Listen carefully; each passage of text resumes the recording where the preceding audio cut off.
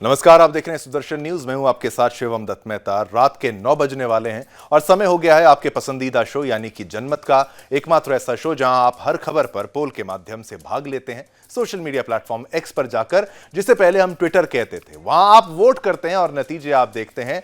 रात को 9 बजे जनमत में हर खबर पर आपकी राय हम दिखाते हैं आपको। आज हम जिन विषयों पर चर्चा करेंगे उन पर जल्दी से एक नजर डाल लेते हैं, कौन से वो विषय होने वाले हैं। लीजिए, पहला मुद्दा हाथरस पर क्या राजनीति हो रही है, क्या राहुल गांधी इस पर राजनीति कर रहे हैं? ये हमारा आपसे प्रश्न था, उसका उत्तर आपने दिया, विस्तार से समझाएंगे। फिर आगे बढ़ेंगे, अगले फ्लोर ग्राफिक्स का रुख करेंगे। अगले जो टॉपिक है उसमें आपको बताएंगे ऋषि सुनक की हार की बात जो है वो भी आपके द्वारा की जाएगी। आपको बताया जाएगा कि क्या ऋषि सुनक की जो हार है उसके बाद भारत पर क्या असर पड़ेगा, वो आपको समझाएंगे। फिर आगे बढ़ेंगे और बात करेंगे मोदी पुतिन की दोस्ती, कितना इससे फायदा, कितना इससे लाभ, कितना नुकसान हो सकता है, यह विस्तार से हमारी स्पेशल रिपोर्ट के माध्यम से जानिएगा। और आगे बढ़ेंगे और बात करेंगे टेंशन में काका जी। छत्तीसगढ़ की जब बात करते हैं तो महादेव बेटिंग ऐप ही एक घोटाला नहीं है, एक और घोटाला यानी कि शराब घोटाला वो भी उजागर हो चुका है। क्या तार मुख्यमंत्री तक जुड़ेंगे, नहीं जुड़ेंगे? रुके रहिए, बने रहिए, आपको आगे बताएंगे। फिर देशद्रोहियों की शपथ, क्या देशद्रोहियों की भी शपथ होनी चाहिए थी या नहीं होनी चाहिए थी? आपका क्या कहना है? वो आपने जो वोट किया है वो अभी आपको बताएंगे इस कार्यक्रम के दौरान। तो चलिए खबरों की शुरुआत करते हैं। ये तो वो मुद्दे थे जिनके बारे में आपको अवगत कराना हमारी जिम्मेदारी थी। जनमत में आज खबर की शुरुआत छत्तीसगढ़ से करते हैं, जहां 2018 से लेकर 2023 के बीच कांग्रेस की सत्ता थी। कांग्रेस की सत्ता के दौरान कई घोटालों को लेकर कांग्रेस सरकार पर आरोप लगाते रहे हैं। जो विपक्षी दल है आरोप लगते रहे हैं। अब तो सरकार बदल गई। छत्तीसगढ़ में कोल घोटाला, यूपीएससी मामला समेत आबकारी मामले की गूंज सड़क से सदन तक सुनाई दी है। ऐसे में आबकारी मामले में जिस तरह से ईओडब्ल्यू नए नए सिरे से जांच कर रहा है, इस बीच ईओडब्ल्यू ने रायपुर में बड़ी कार्रवाई की और जमीन से खोजकर फर्जी होलोग्राम रूपी सबूत को निकाला है। इस बीच छत्तीसगढ़ में एक बार फिर चर्चा हो रही है कि क्या कांग्रेस शासनकाल में सत्ता की मलाई खाने वाले लोग अब जेल जाने वाले हैं? इसी पर देखिए हमारी यह खास रिपोर्ट और मामले की गंभीरता को समझिएगा।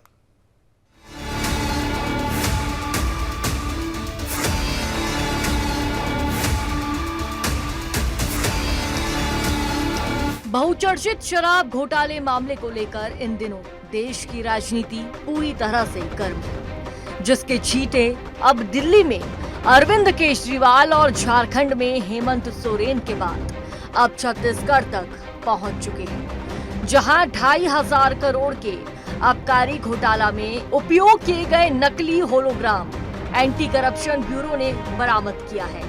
ये नकली होलोग्राम रायपुर शहर से लगे धनेली से जब्त किए गए हैं, जहां सबूत मिटाने के लिए होलोग्राम को जलाने का प्रयास भी किया गया था।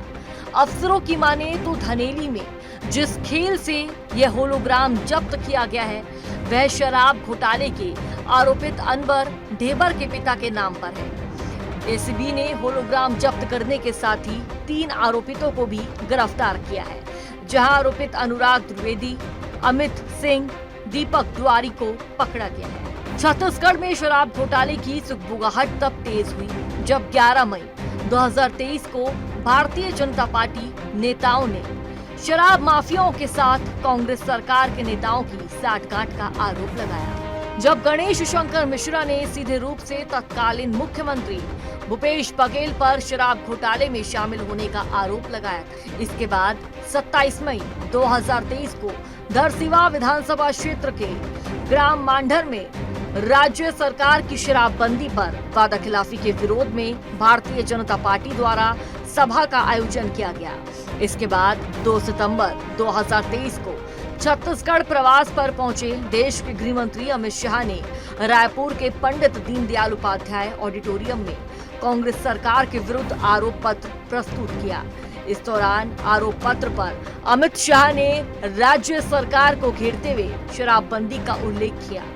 वास्तव में छत्तीसगढ़ में हजारों करोड़ के शराब घोटाले मामले को लेकर प्रदेश में राजनीति प्रारंभ से होती रही है। इस घोटाले में अब तक कई अधिकारी और व्यापारी जेल के अंदर हैं। इस बीच छत्तीसगढ़ में हाल ही में विष्णुदेव साय सरकार ने शराब नीति को लेकर एक बड़ा और अलग निर्णय लिया है, जहां हुई कैबिनेट बैठक पर कई फैसलों पर मोहर लगाई गई है। जिसके तहत आबकारी विभाग में प्रभावी FL10A और FL10B लाइसेंस व्यवस्था को समाप्त कर दिया। इसके साथ ही अब सरकार खुद शराब खरीदेगी, जिसकी जिम्मेदारी छत्तीसगढ़ बेवरेज कॉरपोरेशन को दी गई है। वहीं छत्तीसगढ़ शराब घोटाला केस की चर्चा राज्यसभा तक पहुंच गई है, जहां प्रधानमंत्री नरेंद्र मोदी ने विपक्ष के आरोपों का जवाब देते हुए स्वयं इसका जिक्र किया। छत्तीसगढ़ में कांग्रेस सरकार के मुख्यमंत्री के साथ शराब घोटाला जुड़ा। यही आप पार्टी वाले चीख चीख करके कहते थे कि ईडी सीबीआई को लगा दो और इस मुख्यमंत्री को जेल में डाल दो, खुलेआम कहते थे। और ईडी ये काम करे इसके लिए गुजारिश करते थे। छत्तीसगढ़ शराब घोटाले में हुए ताजा खुलासे की माने तो छत्तीसगढ़ में शराब माफिया और अफसरों की मिलीभगत से वहां शराब की बोतलों में अवैध होलोग्राम लगाकर शराब की बिक्री की जा रही है, जिन आरोपों के साथ ही अब घेरे में है सूबे के पूर्व मुख्यमंत्री भूपेश बघेल, क्योंकि अब शराब घोटाले में जांच की आंच उनके दरवाजे पर दस्तक दे चुकी है। Bureau report, Sudarshan news. इसी खबर पर हमने पोल के माध्यम से आपसे प्रश्न पूछा। क्या प्रश्न था वो भी आपको बताएं, क्योंकि हम केवल खबर बताएं और आप सुने उतना चलता नहीं है, सही नहीं है। शराब घोटाले जांच की आंच भूपेश बघेल यानी पूर्व सीएम तक पहुंची क्या? 93%, 93% लोगों ने हां में जवाब दिया, 7% लोगों ने ना में जवाब दिया। तो बहुमत, प्रचंड बहुमत यह मानता है शराब घोटाले जांच की आंच भूपेश बघेल तक पहुंची है। आगे बढ़ेंगे। जनमत में अब हम बात करेंगे यूपीए और एनएसए के तहत जेल में बंद आतंक के आरोपियों के चुनाव लड़ने, चुनाव जीतने और संसद सदस्य बनने की शपथ लेने तक के सफर की। अपने संवैधानिक मजबूरी की और लोकतंत्र की मजबूती के लिए संवैधानिक प्रावधानों में बदलाव की जरूरत की।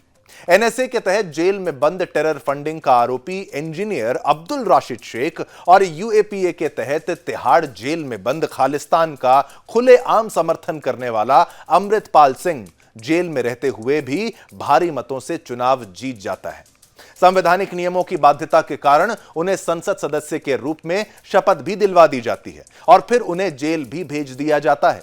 शपथ लेने के लिए इन दोनों का कोर्ट से स्पेशल पैरोल भी दोनों को मिल जाती है। संसद की कार्यवाही में हिस्सा लेने के लिए उन्हें फिर से कानूनी प्रक्रिया से गुजरना पड़ेगा। फिलहाल वो जेल भेज दिए गए हैं, लेकिन यदि वो कार्यवाही में हिस्सा लेने के लिए कोर्ट और लोकसभा से अनुमति मांगेंगे तो संभव है कि उन्हें इसकी भी अनुमति दे दी जाए। इसी पर देखिए हमारी यह खास रिपोर्ट और मामले की गंभीरता को जरा समझिएगा।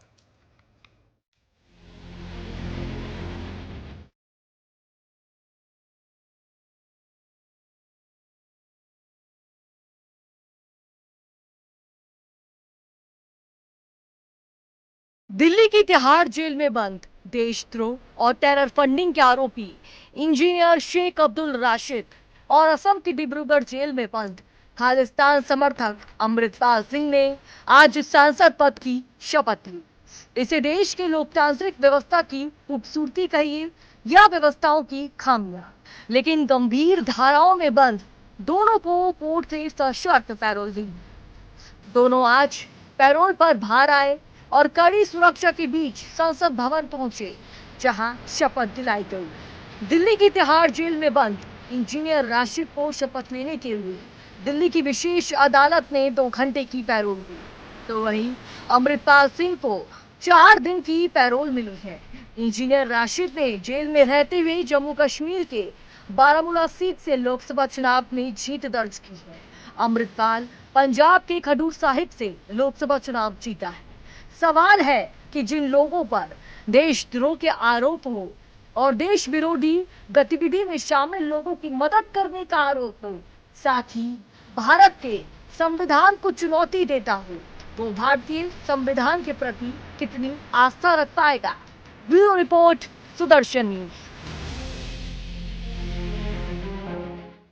और इसी खबर पर हमने पोल के माध्यम से आपसे प्रश्न पूछा कि आपकी राय क्या है। हमने तो आपको खबर बताई थी देशद्रोहियों की शपथ का होना चाहिए विरोध, 82% लोगों ने हां में जवाब दिया, 18% लोगों ने ना में जवाब दिया। लेकिन बहुमत, प्रचंड बहुमत ये मानता है कि देशद्रोहियों की शपथ का विरोध जो है वो बेहद महत्वपूर्ण है। इसलिए आप ही का मत जीतता है, जनता का मत ही जीतता है। हर खबर पर आप मत तो दे ही रहे हैं, अगली खबर भी जानी, उस पर भी देखिए आपने क्या वोट किया है। जनमत में अब हम बात विपक्षी नेता राहुल गांधी की करते हैं, जिन्होंने हाथरस का दौरा किया है। इस दौरान उन्होंने पीड़ित परिवार से मुलाकात कर उनका ढाढ़स बढ़ाया और संभव मदद की बात भी कही है। साथ ही उन्होंने उत्तर प्रदेश के सीएम योगी आदित्यनाथ से पीड़ित परिवार को ज्यादा से ज्यादा मुआवजा देने की अपील की है। राहुल गांधी ने इस घटना की वजह प्रशासन की लापरवाही बताया, लेकिन नारायण हरि सरकार के खिलाफ एक शब्द नहीं बोले। आपको बता दें, इस घटना के बाद प्रशासन ने कड़ा रुख अपनाते हुए अब तक इस मामले में 6 लोगों को गिरफ्तार किया था। पुलिस ने इस मामले में मुख्य आरोपी देव प्रकाश मधुकर पर 1 लाख रुपए का इनाम घोषित किया है। इसी पर देखिए हमारी यह खास रिपोर्ट और मामले की गंभीरता को समझिएगा।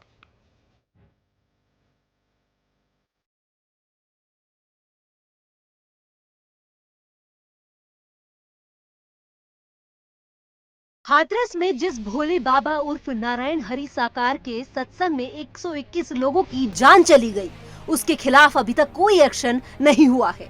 राजनीतिक पार्टियां केवल मुआवजे की बात कर रही है, लेकिन कोई उस बाबा के खिलाफ कार्रवाई की मांग नहीं कर रहा है। आखिर ऐसा क्या है कि सभी राजनीतिक दल इस मुद्दे पर मौन है? आज लोकसभा में विपक्ष के नेता राहुल गांधी ने हाथरस का दौरा किया। इस दौरान उन्होंने पीड़ित परिवार से मुलाकात कर उनका ढांढस बंधाया और हर संभव मदद की बात कही। साथ ही उन्होंने उत्तर प्रदेश के सीएम योगी आदित्यनाथ से पीड़ित परिवार को ज्यादा से ज्यादा मुआवजा देने की अपील की है। राहुल गांधी ने इस घटना की वजह प्रशासन की लापरवाही तो बताई, लेकिन नारायण हरि सरकार के खिलाफ एक शब्द नहीं बोले।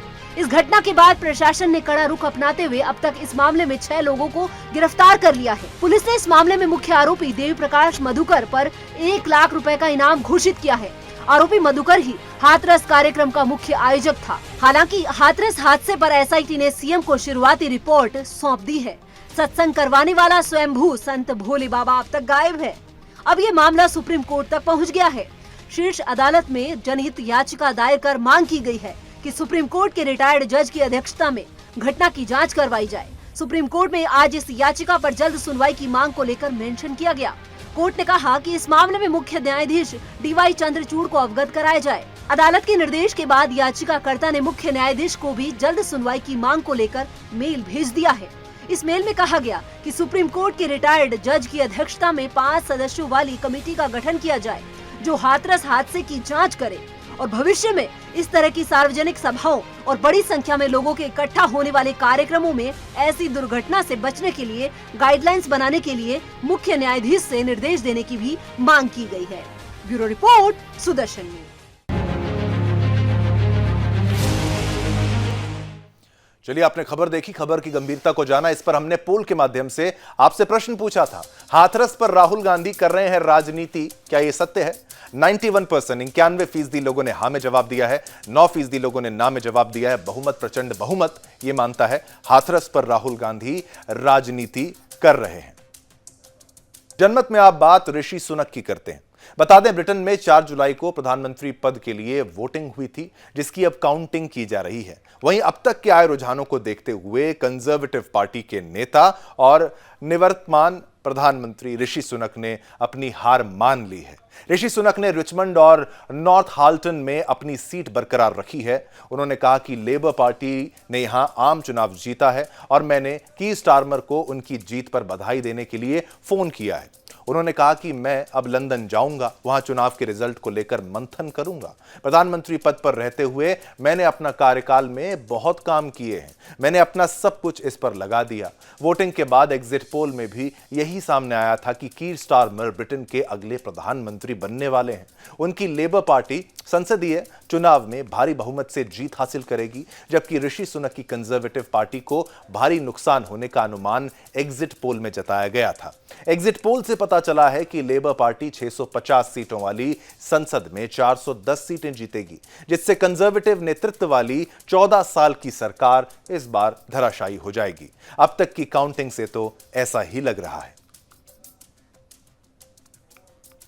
और इसी खबर पर फिर हमने आपसे जो पोल के माध्यम से प्रश्न पूछा वो भी आपको बता देते हैं कि भाई प्रधानमंत्री अगर बदलने वाले हैं, कोई चेंज होने वाला है, तो ऋषि सुनक की हार का जो असर है क्या भारत पर पड़ेगा? 71% लोग कह रहे हैं नहीं, कोई असर नहीं पड़ेगा। 29% लोग फिर भी ये मानते हैं, उनका भी जो मत है उसका सम्मान करते हैं, उसका असर भारत पर पड़ेगा ऐसा मानते हैं, क्योंकि कूटनीतिक दृष्टिकोण से ये एक अच्छा कदम था, एक अच्छी खबर थी कि ऋषि सुनक जो है प्रधानमंत्री हैं और भारत के जो कूटनीतिक रिश्ते थे वो और बेहतर थे। अब आगे क्या होगा देखेंगे, बेहतर तो हमेशा से रहेंगे ही रहेंगे।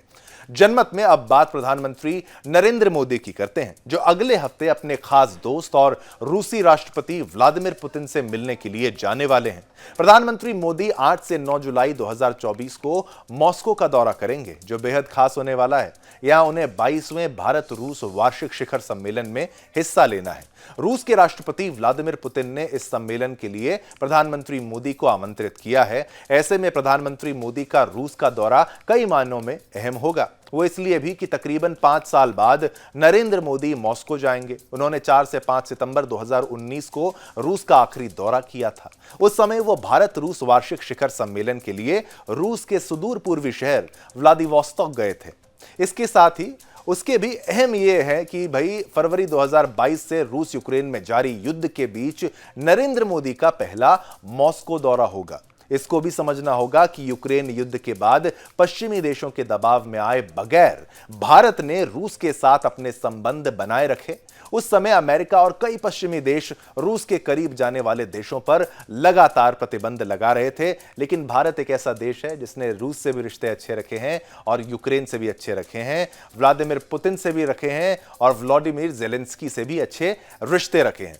तो रिश्ते भारत के हमेशा से अच्छे ही रहे और अच्छे ही रहेंगे। यही भारत की कूटनीतिक जीत जो है वो रही है। इसी खबर पर हमने आपसे पोल के माध्यम से जो प्रश्न पूछा वो आपको बताते हैं। हमने आपसे पूछा, रंग लाएगी मोदी पुतिन की दोस्ती? क्योंकि इस दोस्ती में बीच बीच में कभी कभी खटास आने की संभावनाएं बहुत थी, लेकिन क्या अब दोबारा से जाने के बाद क्या रंग लाएगी मोदी पुतिन की दोस्ती? 96% लोग कहते हैं हां, 4% लोग कहते हैं ना। 96% बहुमत, प्रचंड बहुमत ये मानता है कि रंग लाएगी मोदी पुतिन की दोस्ती।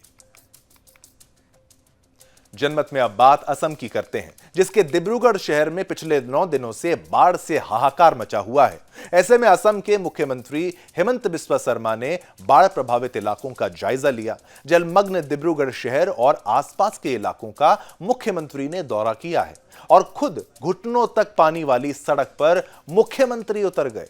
ऐसे में आपको बता दें कि पिछले 9 दिनों से बाढ़ जैसी स्थिति और पावर कट जैसी बेहाल कर देने वाली समस्याओं से जूझ रहा डिब्रूगढ़ की जनता, वहां की जनता जो है कि सुध लेने असम के मुख्यमंत्री डॉक्टर हेमंत बिस्वा शर्मा डिब्रूगढ़ पहुंचे। मुख्यमंत्री ने जलमग्न सड़कों पर चलते हुए स्थानीय लोगों की परेशानी को स्वयं महसूस किया और सबको इस प्राकृतिक प्रकोप से निजात दिलाने का आश्वासन भी दिया। मुख्यमंत्री ने लोगों से वादा किया कि इस समस्या का स्थायी समाधान तलाशने में उनकी सरकार हर संभव प्रयत्न करेगी।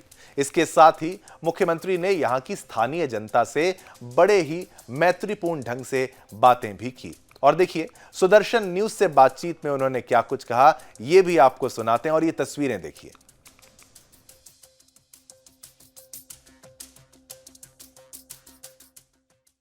आपने पूरे असम में बाढ़ पीड़ितों की सूद ली है। कल गौरव गोविंद सर ने कहा कि आपको उनको चिंता है कि आपको बाढ़ की कितनी जानकारी। ये सब बड़ा लोगों का साथ मुझको डिबेट में मत फेंकिए।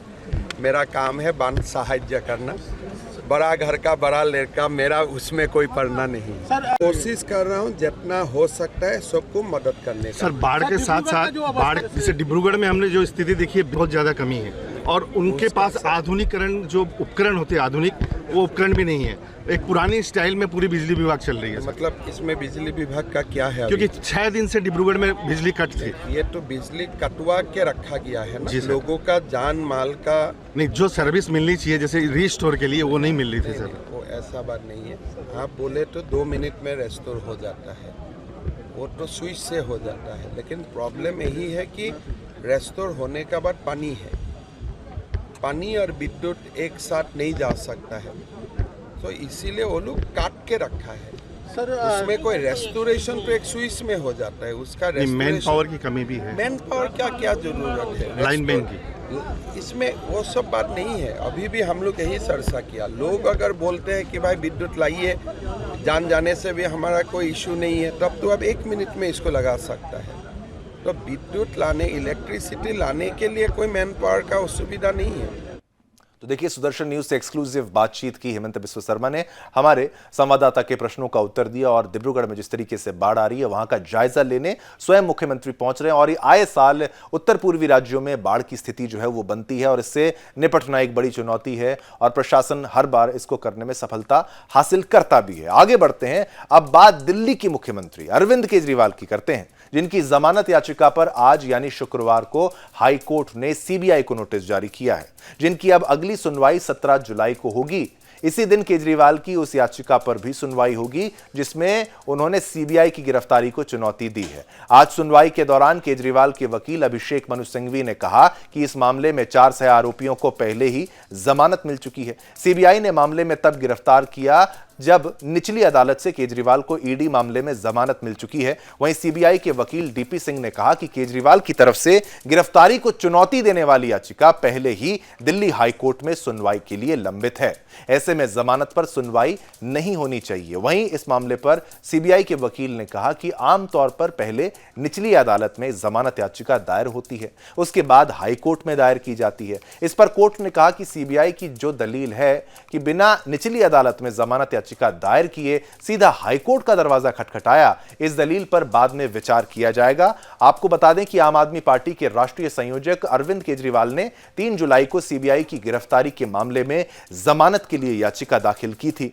सीबीआई ने उन्हें 26 जून को गिरफ्तार किया था। इसके बाद कोर्ट ने उन्हें 3 दिनों की सीबीआई रिमांड पर भेज दिया।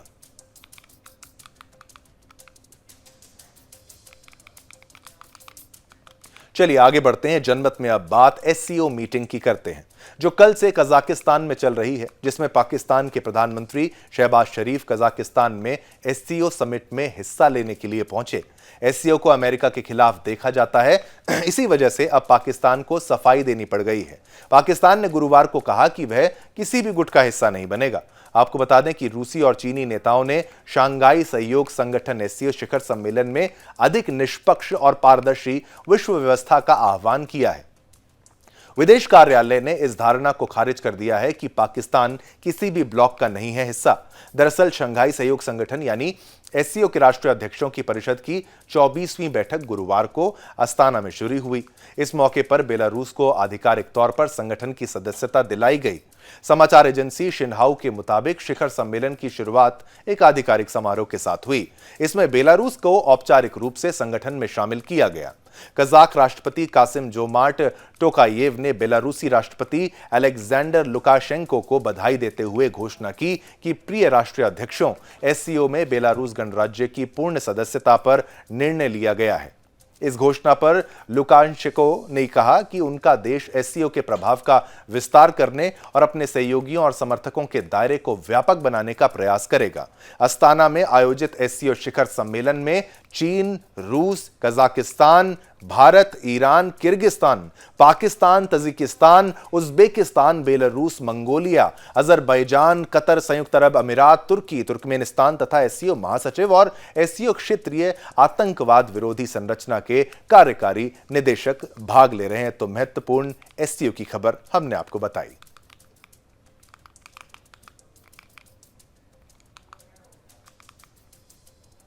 तो एससीओ राष्ट्रीय अध्यक्षों की ये जो मीटिंग है 24वीं बैठक जो है वो जारी है और शहबाज शरीफ ने एससीओ मीटिंग का हिस्सा वो हुए, लेकिन पाकिस्तान खुद कहता है कि हम किसी भी ब्लॉक का हिस्सा नहीं बनेंगे और पाकिस्तान को सफाई देनी पड़ी क्योंकि ये संगठन जो है अमेरिका के खिलाफ माना जाता है। तो अब पाकिस्तान फिर फंस गया क्योंकि पैसे के लिए उसको मांगना पड़ता है पैसा, कभी चीन से, कभी रूस से, कभी अमेरिका से, हर जगह कटोरा लेके उसकी जाने की आदत और मजबूरी के कारण अब वो फिर से सफाई दे रहा है। अब मरता क्या ना करता, उसको सफाई तो देनी ही थी, उसने सफाई दी भी।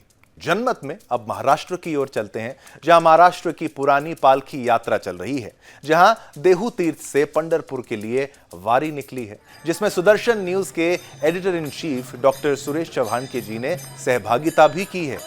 जहां उन्होंने संत तुकाराम जी महाराज के वंशज मानिक महाराज मोर से खास बातचीत की और भी खास बातचीत की, कई चर्चाएं की, जहां धर्म की रक्षा में विस्तार से बातचीत भी हुई है, धर्म पे चर्चा हुई है। आइए आपको भी सुनाते हैं वो सारी बातचीत और यात्रा में आप भी भाग लीजिए और आप भी पुण्य कमाइए।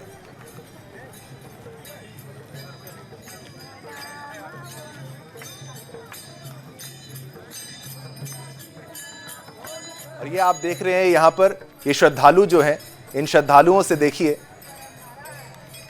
ये महाराष्ट्र की यात्रा है। महाराष्ट्र की पुरानी पालकी यात्रा जो है वो चल रही है देहू तीर्थ से पंढरपुर के लिए ये वारी निकली है। और इस वारी में आप सोचिए, सुदर्शन न्यूज की पूरी टीम भी वहां पर मौजूद है महाराष्ट्र में इस वारी यात्रा में, और स्वयं हमारे editor in chief doctor Suresh Chavhanke ji भी यहां पर मौजूद हैं। उन्होंने भी सहभागिता की है और इस यात्रा में इन श्रद्धालुओं को हम भी नमन करते हैं और इनसे भी सीखते हैं। और उन्होंने क्या बातचीत की डॉक्टर सुरेश चव्हाणके जी ने, वो आपको दिखाते हैं।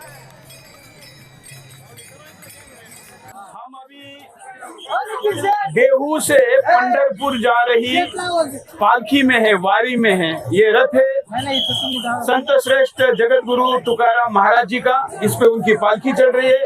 उनके वंशज अनिकेत जी हमारे साथ है, उनके दूसरे वंशज शुभम जी हमारे साथ है और उनके परिवार के अन्य सदस्य हमारे साथ है। लाखों लोग इस वारी में पैदल चल रहे हैं। इस बार हमारी पूरी टीम पूरी देहू से लेकर पंढरपुर तक की यात्रा आपको दिखा रही है। मैं भी 3 दिन के लिए इसमें आया हूँ। आज हम इस पालकी पर बैठकर उनके परिवार के सदस्य से बात करते हैं। युवा है, धर्म की भी जानकारी है, एक्टिविज्म कर रहे हैं और सुदर्शन के दर्शकों से बात साझा करना चाहेंगे। क्या बताएंगे इस वारी के बारे में? अभी ये संत तुकाराम महाराज जी का पालकी सोड़ा 339 चालू है और इसको संत तपोनिधि नारायण महाराज उन्होंने चालू किया है। आज इस पूरे पालकी सोले में लगभग 5 से 6 लाख सारे वारकरी भाविक वो इकट्ठे हुए हैं और हर एक दर मदद करके वो पंढरपुर तक जा रहे हैं। अभी हम जो उंडवड़ी मतलब रोहितांचल से लेके उंडवड़ी का प्रवास कर रहे हैं और इस प्रवास में सुदर्शन चैनल के सभी प्रेक्षकों के लिए एक बताना चाहता हूँ कि इस पूरे पालकी सोला का जो मान है, अभी जो बैलों का मान रहता है वो निखिल जी कोरडे उनका है और उनको मिला। हर साल बदलता रहता है, हर साल मान बदलता रहता है। हर साल जो बैल है उनका मान बदलता है और इस बार निखिल जी कोरडे उनको मान मिला है। और हर जो मानकरी है जो हमने जाना, तो मसलेकर होंगे, कोई कांसलेकर होंगे, देशमुख होंगे, लगभग 300 साल हुए वो वारी की परंपरा अपने वंश परंपरा से वो जतन कर रहे हैं। और हमारी भी वो 17 पीढ़ियां हुई जो वारी की परंपरा है हमने जतन की है। कितने लोग होंगे? अभी हम पीछे से आ रहे थे तो हमको तो 10 किलोमीटर हम लोग ही गिन रहे हैं, मतलब लोग ही लोग दिख रहे हैं। तो ये कितने होंगे और कितनी लंबाई होगी? लगभग अभी भी जहाँ तक नजर जा रही है मुझे लगता है पीछे भी उतने ही लोग हैं, आगे भी उतने लोग हैं। लगभग 10 से 15 किलोमीटर तक पूरी वारी की लाइन है। हमने देखा तो रथ के आगे लगभग 30 से 40 डिंडिया है और रथ के पीछे लगभग 400 से 450 डिंडे है और हर डिंडी में लगभग 2-2 हजार से लोग रहते हैं। और ये सारी डिंडिया पंढरपुर को जाती है और हर एक ज्ञानोबा तुकाराम ये भजन करके हो जाता है। इस भजन की शुरुआत तुकाराम महाराज जी के जो तृतीय चरण जो है तपोनिधि नारायण महाराज उन्होंने शुरुआत की थी।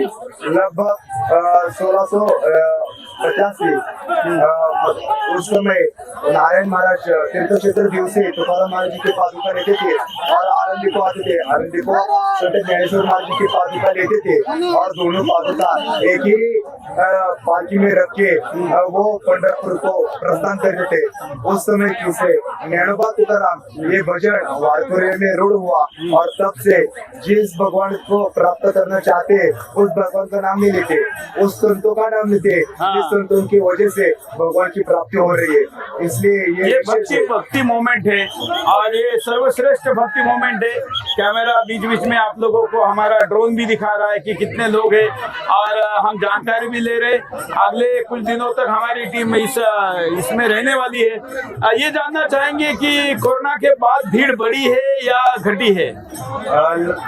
सही बोले तो कोरोना के बाद भीड़ बढ़ी है, क्योंकि हर वक्त भगवान का जैसे अवतार लेता है और हमारे भक्तों की रक्षा करते वैसे ही हमारे ये सारे भक्त है उनको भगवंत ने बताया है कि अभी भगवत भक्ति में ही हमारा जीवन का सार्थक है और जीवन का सार्थक बनाने के लिए धर्म रक्षण करना बहुत जरूरी है। तुकाराम महाराज जी कहते धर्माचे पालन करणे पाखंडा खंडन हे चामा करने का मुझीजा बढ़ावे नाम।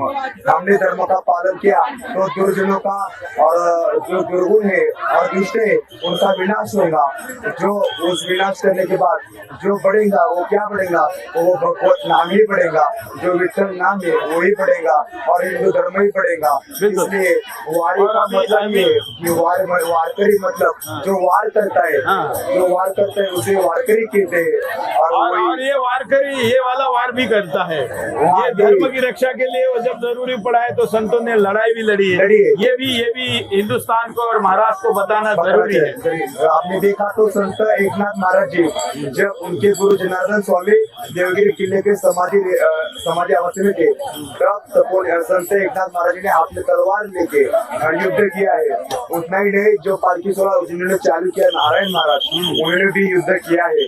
उस समय आदिल शाह का खान सरदार जो पास नजदीक के गांव में आया था तब कोई दिन नारायण महाराज जी ने हाथ में जो भजन कर रहे थे वो ताल नीचे रख दे और हाथ में तलवार लेके उन्होंने युद्ध किया है। बिल्कुल हमने देखा तो तुकाराम महाराज जी के गाते में पाइक प्रकरण है, उस पाइक प्रकरण में भी तुकाराम महाराज जी ने युद्ध कैसा करना चाहिए वो उन्होंने बताया है।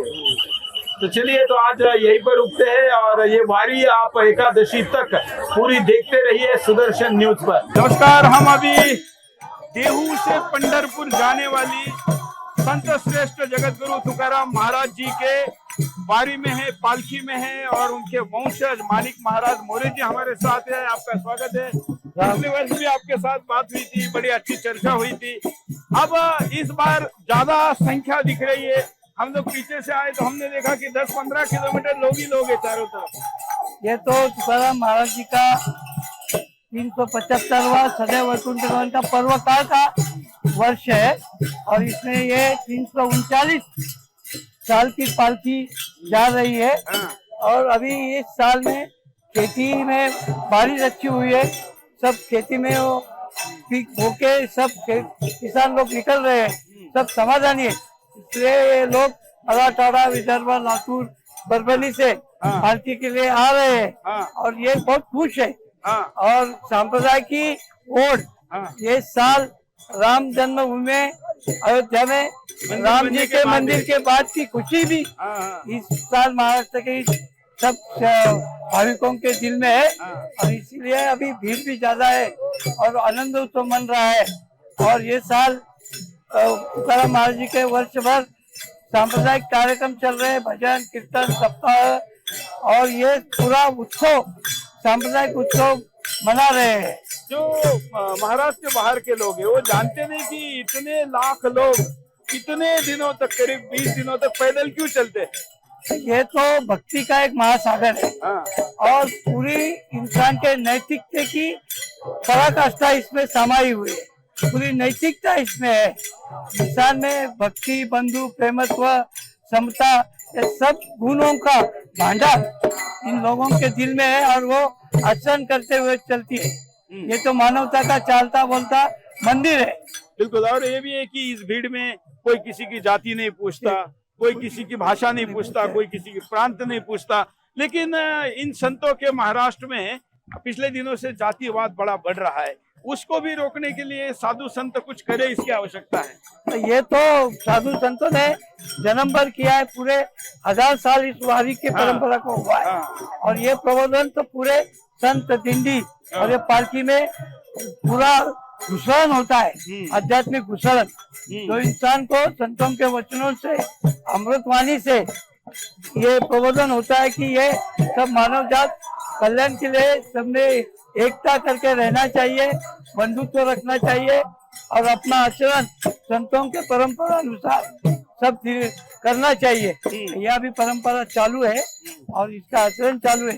और इस साल महाराष्ट्र में ये सब महापर्व के काल में भक्ति बहुत जोर से चल रही है और इसका परिणाम आगे भी आपको देखने मिलेगा। ये शिवाजी महाराज जी के राज्याभिषेक का भी 350वां वर्ष है, उसका भी एक विशेष महत्व है। बराबर है। शिवाजी महाराज के गुरु तुकाराम महाराज थे और तुकाराम महाराज का 375वां वैकुंठ साल और छत्रपति शिवाजी महाराज के 350 राज्याभिषेक ये साल दोनों मना रहे हैं और भक्ति और शक्ति दोनों इकट्ठा होके पूरा महाराष्ट्र में ये उत्सव मना रही है। और अहिल्या देवी जी का भी, पुण्य श्लोक अहिल्या देवी जी का भी ये 300वां वर्ष है जयंती का। ये सारा मतलब पर्व काल है, पर्व काल है। अहिल्याबाई होलकर जी ने पूरे तीर्थ क्षेत्र में महाराष्ट्र और भारत के घाट बनवाए, धर्मशाला बनवाई, एक आध्यात्मिक बहुत बड़ा कार्य उनके हुआ है और उन्हें भी उनका जन्मदिन और उनका 300वां साल भी सब संप्रदाय मना रहे हैं। बिल्कुल। महाराष्ट्र में और पूरे देश में ही धर्म बड़ी संकट में है। मंदिर बन गया, बहुत अच्छी बात है, लेकिन हिंदू संख्या में घट रहा है। हिंदुस्तान में कुछ वर्षों में अगर जनसंख्या पे नियंत्रण नहीं किया गया तो 15-20 साल बाद तो ये वारी निकालना भी मुश्किल हो जाएगा। मुस्लिम संख्या बढ़ रही है। वारकरी इस पर क्या सोचते हैं? नहीं, वारकरी तो अपना आचरण करे, लेकिन हर हिंदू ने जागरूक होना बहुत गरज है, आवश्यक है। अभी हम ही बिखर रहे हैं तो ये फिर कैसा होगा? हम वोटिंग के टाइम इधर उधर सब भटक जाते हैं और अपना आचरण, अपना शुद्धि, अपनी परंपरा संभालेंगे तो ये बढ़ सकता है और बढ़ेगा। बिल्कुल। चलिए, हम वारी को शुभकामनाएं देते हैं और जल्दी ही दिल्ली में 375वां वर्ष ये मनाया जाए, उसके लिए हम भी बढ़ चढ़कर सहभागिता करेंगे। ठीक है, हम आपका स्वागत करते हैं और आपका अभिनंदन करते हैं और जब दिल्ली में सप्ताह करेंगे तो हम आपको बराबर इनवाइट करेंगे और पूर्व कल्पना भी देंगे। बिल्कुल। राम कृष्ण। राम कृष्ण।